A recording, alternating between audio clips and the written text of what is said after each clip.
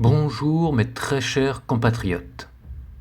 N'oubliez pas de liker et commenter. Objectif 1 milliard d'abonnés. Parce que c'est notre projet. Vive la République. Vive la France. Imaginez que des failles spatio-temporelles se soient ouvertes à diverses époques et en des lieux différents de notre histoire. Imaginez que des guerriers de cultures différentes aient été transportés dans un monde parallèle au cœur d'une arène où viendraient s'affronter les meilleurs combattants. Bienvenue dans l'arène de l'ultime guerrier. Sur lequel des combattants d'aujourd'hui allez-vous miser? Le guerrier picte, barbare à l'allure effrayante ayant tenu tête à la grande armée romaine.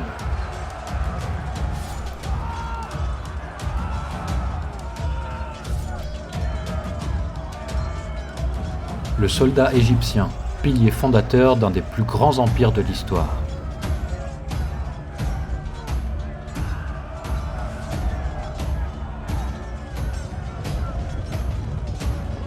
Le guerrier de la dynastie Ming, défenseur de la Grande Muraille.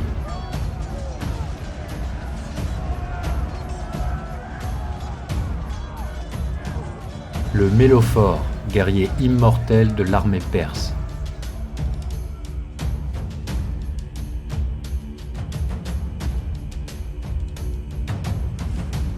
Les Pictes étaient un peuple originaire du nord de l'Écosse actuelle. Ils tirent leur nom du latin picti, signifiant homme peint, car leurs guerriers avaient comme coutume de se tatouer l'intégralité du corps de motifs bleutés évoquant des animaux ou des formes géométriques complexes.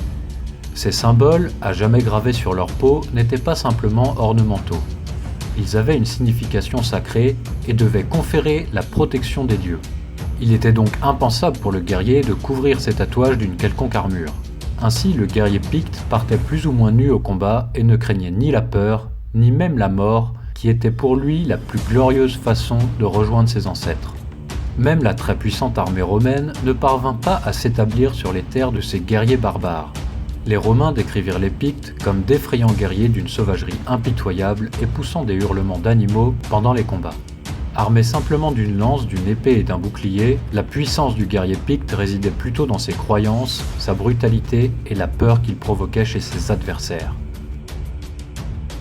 Dans les premiers temps de l'Égypte antique, les guerriers n'étaient pas professionnels, mais plutôt constitués de paysans équipés sommairement pour combattre. Cependant, afin de défendre le delta du Nil des incursions hittites, syriens ou libyens, notamment, une armée de métiers fut créée. Ainsi, le soldat de Pharaon troque le pagne et la simple hachette pour un équipement de meilleure qualité. Armé d'une lance ou d'un képech, sorte de sabre-machette, et souvent d'un arc, le soldat égyptien dispose également d'une protection relativement légère mais assez efficace. Il est protégé derrière un grand bouclier de bois et de peau et porte une armure de type broigne, vêtement de cuir recouvert de renforts rigides en bronze. Ce combattant léger et très mobile a permis la création et l'essor d'une des plus grandes civilisations de l'Antiquité, à la puissance militaire rivalisant avec les plus grands empires. La dynastie Ming fut à la tête d'une des plus grandes armées professionnelles de l'histoire, constituée de plus d'1 million d'hommes, pour la plupart affectés dans le nord de la Chine, le long de la Grande Muraille, plus susceptibles d'être l'objet d'attaques des populations mongoles et mandchoues. Ainsi, le guerrier chinois de la dynastie Ming était un soldat de métier rompu aux arts de la guerre. Il était équipé d'un dao, robuste épée à un seul tranchant, ou d'un guan dao, hallebarde épée dévastatrice. Le guerrier Ming portait une armure de type brigandine, armure de plaques rivetées, recouverte de tissu, et parfois d'un bouclier composite, composé de plusieurs couches de matériaux spécialement conçus pour arrêter les projectiles d'armes à feu. Ce guerrier était donc à la fois léger et mobile, tout en ayant une bonne protection et une grande puissance offensive. Lors de la bataille de Jiksan, les Japonais décrivirent les guerriers Ming de la façon suivante. La tête penchée et le corps caché derrière les boucliers, ils tentent de percer nos rangs avec une telle fureur et un courage intrépide, comme si chacun avait encore un corps de rechange à la maison. Ils poussent continuellement en avant, bien que beaucoup soient abattus, ne s'arrêtant pas pour réfléchir, mais se précipitant toujours plus en avant comme des chiens enragés. Il est ainsi aisé de comprendre que le guerrier Ming était un formidable combattant à la détermination absolue. Les sources concernant la garde éternelle du roi Darius, connue sous la désignation de Mélophore ou encore de guerrier immortel, sont peu nombreuses et principalement grecques.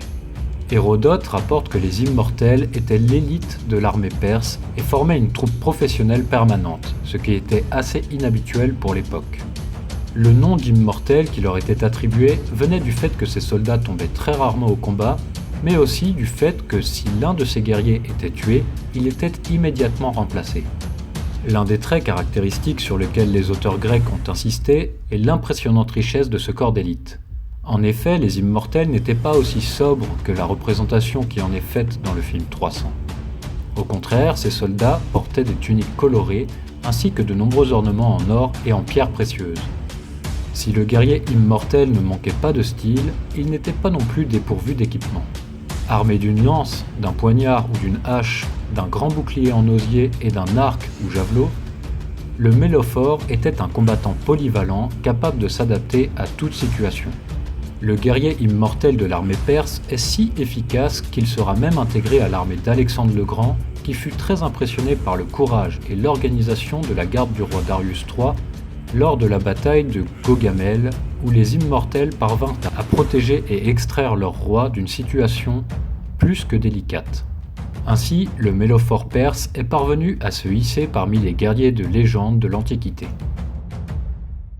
Alors, qui, selon toi, remporterait le combat dans l'arène de l'ultime guerrier ? Personnellement, je donnerais le guerrier Ming vainqueur parce qu'il me paraît être le mieux entraîné et le mieux équipé. Et toi, qu'est-ce que t'en dis ? Alors, ça t'a plu ? Dis-moi ce que tu penses de tout ça dans les commentaires.